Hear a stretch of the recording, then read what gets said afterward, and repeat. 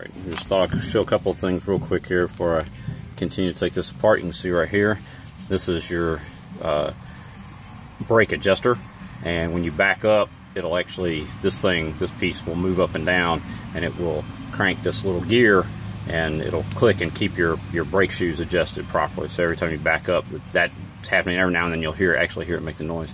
So when you take your shoes off and everything, put them back on, you need to screw this in.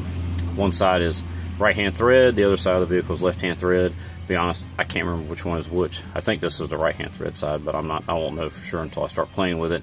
But sometimes to get the drum off, you need to stick a screwdriver through the back side, and you'll push this little piece out, and you use another screwdriver to adjust this gear and screw it in so that you'll put enough slack in the shoes you can get the drum off. And then we have this little deal right here. This is one of the shoe retainers, and they make a special tool that fits this. It just fits over the end of it and allows you to turn it 90 degrees. If you look right there, you can see how it has a little slot perpendicular to the little, looks like kind of like a flattened nail right here. This retainer piece.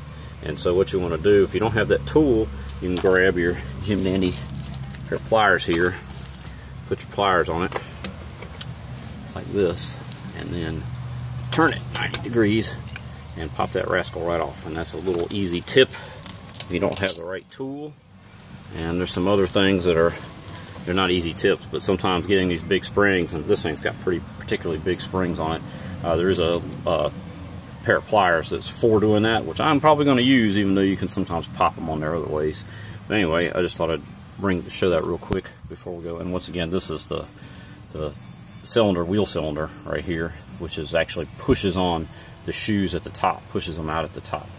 And you'll have your bigger, larger shoe in the back, your smaller shoe in the front. A lot of people want to do it the other way because they think they want the big one in the front, but the big one's actually getting most of the braking force, so you'll have the larger shoe actually be in the back. All right.